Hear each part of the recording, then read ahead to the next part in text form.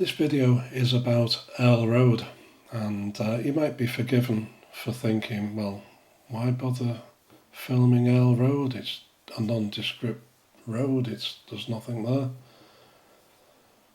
But it used to be very much like Wavertree Road, narrower, smaller, but it was lined on either side with Victorian shops, and on either side of the road there were streets full of Victorian terraced houses, and now they've all gone.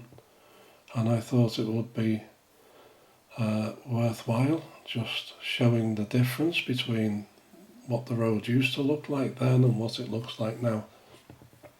And the second reason I wanted to film Earle Road is because I used to have relatives who lived there, and when we lived in Home Street, which is a street of terraced houses off Smithdown Road, we used to walk to their house in Earle Road to visit them.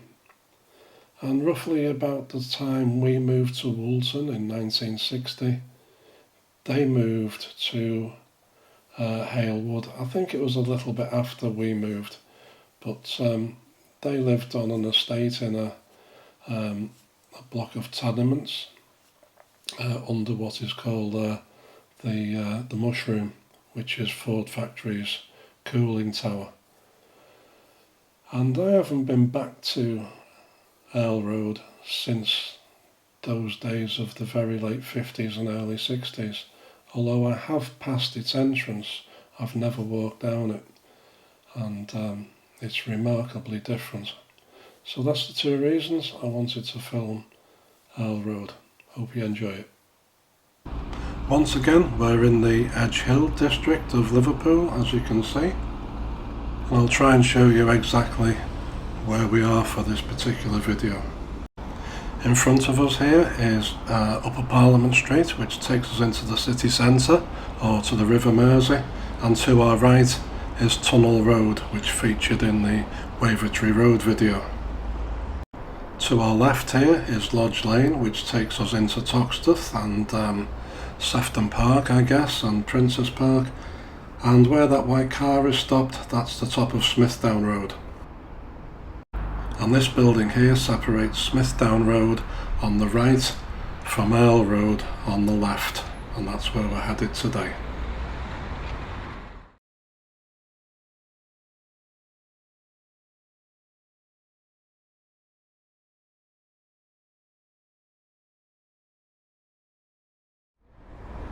Thomas Earle was the son of William Earle, and he was born in 1754 and died in 1822. He became Lord Mayor of Liverpool in 1787 and bought the Speakland estate, which is just to our left. Now, I'm not sure whether Earle Road is named after Thomas Earle himself, or whether it's just named after the whole Earle family. Anyway, Thomas Earle owned quite a lot of land in this area. His son was called Sir Hardman Earle, and he commissioned the building of Allerton Towers, which is on the border of Allerton and Woolton in South Liverpool. The Earle family's wealth came from being heavily involved in the slave trade. They began in 1699 and continued in the business up until its abolition in 1834. Now, I know it's important, but I don't really want to make this video about them. It's a video about this particular road, which just happens to be named after them. Once, and in my lifetime, this road was very much like Wavertree Road, in that it was lined with Victorian shops. If we look back towards Smithdown Road, what it looks like now, this would have been lined with Victorian shops, and in the side streets, Victorian houses, Victorian terraced houses.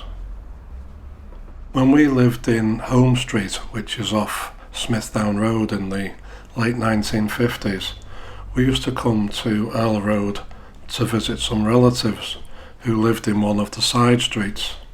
That street was called Boyton Street.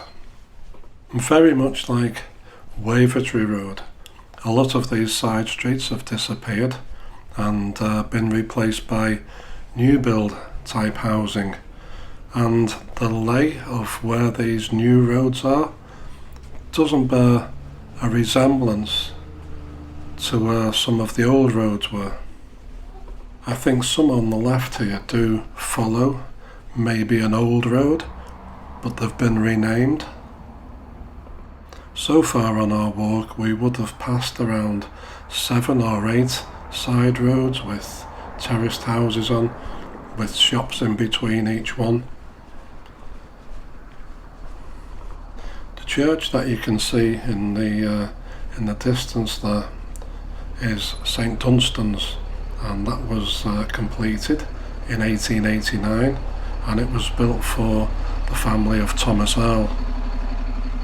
Now also, of course, on the right hand side it would have been pretty similar. Side roads with Victorian houses, and in between each road there would have been a row of shops. Just before St Dunstan's Church there's a pub called the Earl Marshall, and that now sits on Rokesmith Avenue. Originally it was called Barnet Street. On the other side of the Earl Marshall pub would have been Boyton Street, where my relatives lived. Let's have a look back and see what Earle Road used to look like back then.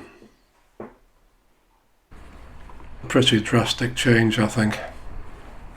Now when we moved to Woolton in the 1960s, my relatives moved to Hale Wood, and I think some of this area was demolished during the 1960s.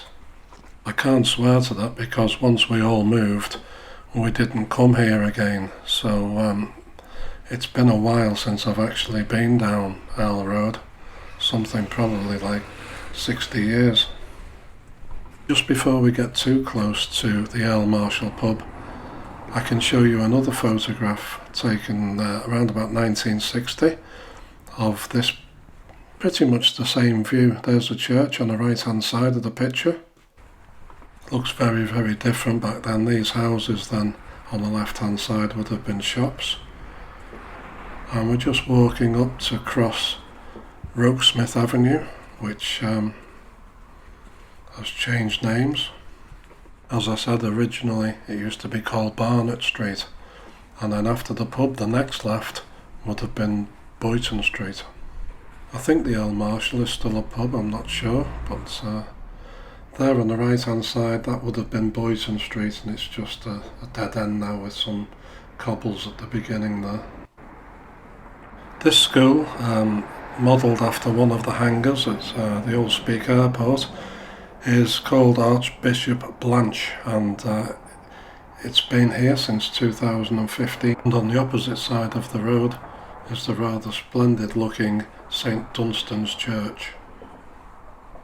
Bishop Blanche School is named after Baron Stuart Blanche, who was the Bishop of Liverpool from 1966 to 1975, and also Archbishop of York from 1975 to 1983. And this is a view from the back of the church from that side road there, and behind me is Speaklands, which is the land purchased by Thomas Earle. If we turn round and have a look, that's Speaklands on the end of that pathway. I know there are different opinions about the demolition of this type of road and the breaking up of communities and such like, and I know both sides, and I don't know where I lie with this, because there would have been a reason why these houses and these shops were demolished, and I personally don't know whether they were deemed uninhabitable. Some very nice cars on this road, it's like a Mercedes showroom. Just going back to Archbishop Blanche School just for a moment, it's had a number of homes. I think it started off near Safton Park, and it's had a number of sites. This is the most recent one, as I said, 2015, and I think it's a girls' school.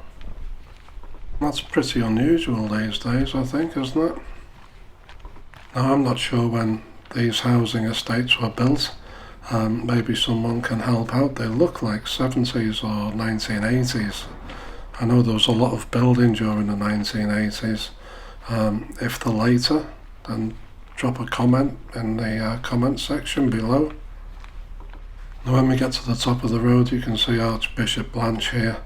I'm going to take a left turn and continue down Earle Road. The street we've just turned out of is called Fernside Street, and that was one of the original streets that was there back in the day, as was this one, Freeman Street.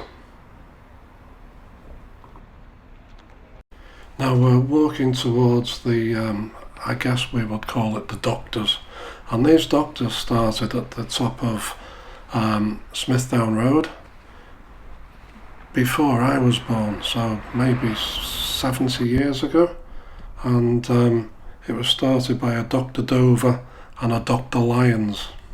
And I remember those two along with a Dr. Allardyce. This is Earle Road Hub, and I'm going to show an old photograph of the same scene, and you can just see what was a church, you can see the apex of the roof in this photograph there. Back then it was a United Reformed Church, and I think now they teach English to women who have come to this country from foreign parts. So this is the neighbourhood health centre, and this is the place that took over from the Doctors. That used to be just behind that Flatiron building at the beginning of the video, the sandstone Flatiron building. You know, when we moved to Woolton, we still use that Doctors. They used to do house visits all the way out to Woolton as well. Amazing. This is Cranbourne Street, and it's lined with the original houses that would have been on the streets that we've looked down earlier in the video. As you walk further along Earle Road, there are plenty of roads like this on either side. On the left here is St Hugh's Catholic Church, and also not far from the site, I think on the other side of the church, is St Hugh's Catholic Primary School. On the left hand side here there's some new build houses, so there's a mix of the old and the new.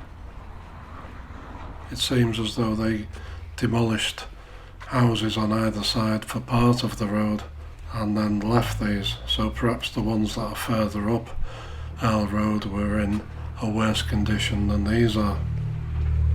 Looking from the outside, they look to be in good condition. But as I say, if you've got any information about why some of the houses were demolished, leave a comment in the comment section. That's St Hugh's Church and the primary school behind it, and it's got some strange architecture. Just having a look at this through the railings. So as we take a walk back up to the junction with Earle Road, this is the continuation of Cranbourne Street on the opposite side of the road, and as you can see, all the houses there are intact as well. Now very soon we come to the end of Earle Road, and it continues as Lawrence Road, and I'm going to come back and film Lawrence Road on another date. So when we get to the end of Earle Road, I'm going to end this video. I think it's long enough. So this building on the left here has obviously been a church. I'm not sure whether it's being restored as a church. I'm going to guess it's going to be apartments. Could be wrong. If you know, let me know. But basically that marks the beginning of Lawrence Road.